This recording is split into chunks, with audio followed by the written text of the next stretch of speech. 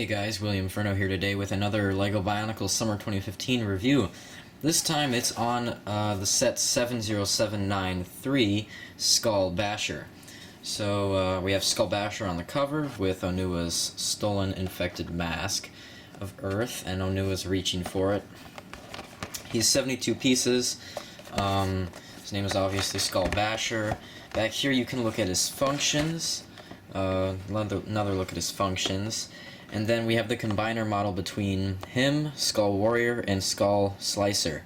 In my opinion, I don't like it, so I'm not going to build it. We have the comic right here. We have Skull Basher appearing with the Toa team, Onua being in front. Skull Basher goes straight for his mask and plops it off with his weapon. He takes it and runs at the Toa with it. Now, I know in the animations that he's probably going to put it on his face, and then he'll have like powers of Earth or something, but that's not confirmed, because at the time of this video none of the animations are available unless they're coming out right as I'm speaking. For the new / recolored parts, we have this new bone piece. See if the camera wants to focus there. This new camera doesn't want to, there we go. This new bone piece actually looks like a bone, which is really cool, and we get 4 of those in the set. We get this new printed piece with a red, like a purple, silver, just a chain going across, and it looks pretty cool. I like it. We have this new ribcage piece that is torso armor. It's in trans purple, which is really nice. Trans purple is not a very popular color. We got bones this year, and now we get a chest piece, so that is always cool. And of course, the top part of it is always going to be covered up by this piece of armor. If I can actually find little holes for it, there we go. It'll look like that. So, this new armor piece, which has really cool designs on it, it's supposed to represent a tuft of fur, or not a tuft, just a piece of rotting away armor. We have this new recolored trans orange eye stalk. We have the new scorpion mask, I think. No, it's called a bull skull. It's called a bull skull mask because it kind of resembles a bull. It's really small, but we get it in silver in this set. There's 2 versions of this mask. There's a silver one, and then there is a trans neon green one that was obtained at San Diego Comic-Con. We have this new axe piece. Get 2 of them in this set. It's really big.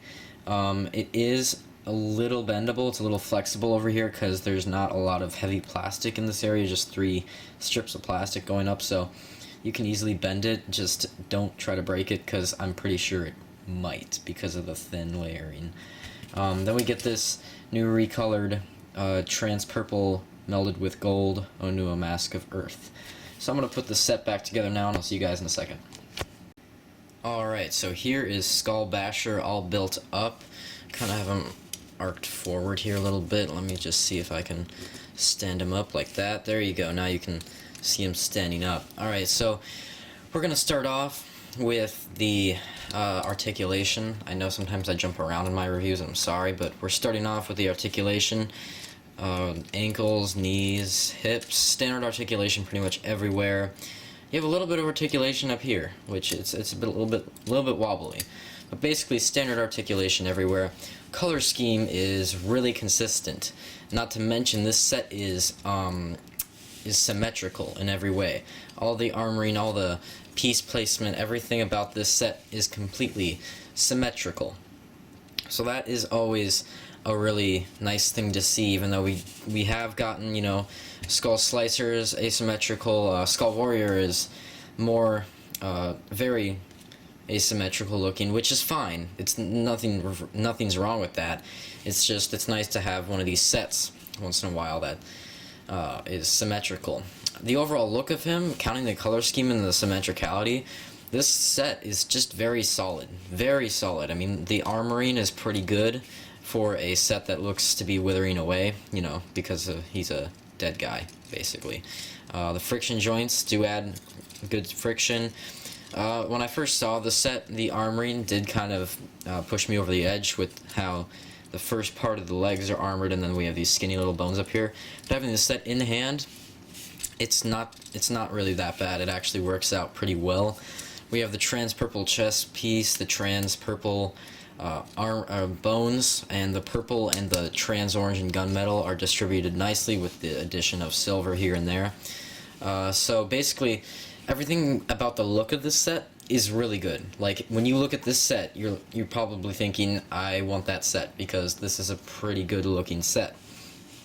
For functions, we do get the mask function, of course, but the difference about it is the eye stalk is attached to these, and that could sometimes, let's see, sometimes it doesn't, which is nice, but if you're carrying this guy upside down and you're wobbling a lot, that could happen. As you can see, the mask did fall off, because when I wobbled it, these were so heavy that they fell down, knocking the eye stalk out of place, which, you know, knocks the mask off. So, what I think what they were going for was, you're supposed to just, let me just get this up here, just flick them up, and then the mask was supposed to come off. But these are kind of heavy, so the mask will pop off occasionally without you even trying. Not to mention, these masks already do pop off without you even trying. And I don't know if that was intentional or not, but yeah, that does happen. The other function is not a gearbox. Surprisingly, it is this red button now. You could either go side to side, and that looks like this. Here, let me see. It just looks like going back and forth. So I like this actually a lot more than what the Lego was actually going for with this. Lego actually wants you to press this red button in, and they want you to bash the arms together like this. And the only problem with this is that there's no friction on the arms whatsoever. And it's not like the arms need friction, so why the heck put it in? Well, when you're bashing it so together at a velocity of this rate, the arms will go along with it. The joints will bend, not like to break, but you know what I mean. The ball joints will move, and the weapons will start to go in places that you don't intend them to go. So, in my opinion, instead of bashing them together, which is actually the name of the set, Skull Basher, you could just do this, and it actually works out way better. Now, this function does hinder posability a little bit too. As you can see, the arms are always just sitting back like that. If you try to put it forward, it's gonna go back a little bit. It might not go back all the way, but it will go back. So what I found is that if you put it in the front enough, you could actually have the axle hit this armor plate and just stay there like that. But it's just, it does hinder, the function does hinder the posability of this set just a little bit. But overall, the function is actually pretty cool. It's nice to see something different, and it actually did surprise me. The build was very interesting and fun. Now, since I did get a request to do this with the reviews, let's take a look at him with the mask on. This mask barely fits just because of these. It kind of hits those. So it looks kind of weird because there's no gold on this set, and plus, I mean, it's kind of weird seeing a Toa mask on a villain, but I guess that's canon. So in my opinion, the mask looks weird on the set, but if you just look at it, that's a pretty swaggy mask. That's pretty cool. But if we just set him aside, actually, there's another function that I've been forgetting to show in every one of my reviews. So that the weapons can hook onto the masks and pop them off. So with the blades that we got before, you could do the same thing with the little blades at the end, but with the axes, what you can do is you can take it, you can go like that, and it just, the mask pops off. So nothing too creative, just kind of there. Let's put the mask on Onua himself.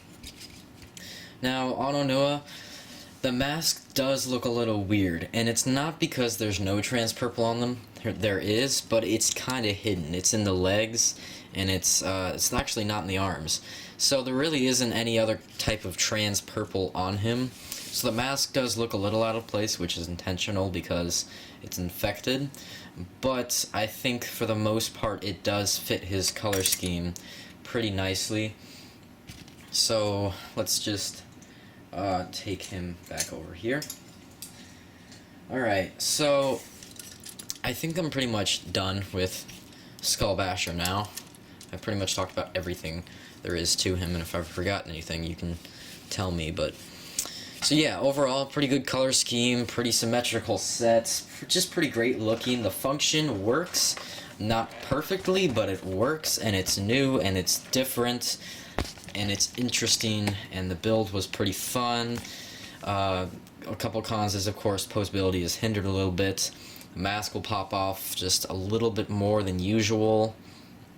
And yeah, those are basically the two main cons. So this set gets a 9 out of 10. Yeah, so this is my favorite so far. Better than Skull Slicer, a little bit better than Skull Warrior. So if you are going to pick up any of them, I would recommend this one. And I'll review Skull Scorpio tomorrow and Mask Maker vs. Skull Grinder on Tuesday. Alright, this has been my review on LEGO Bionicle 70793 Skull Basher. See you later.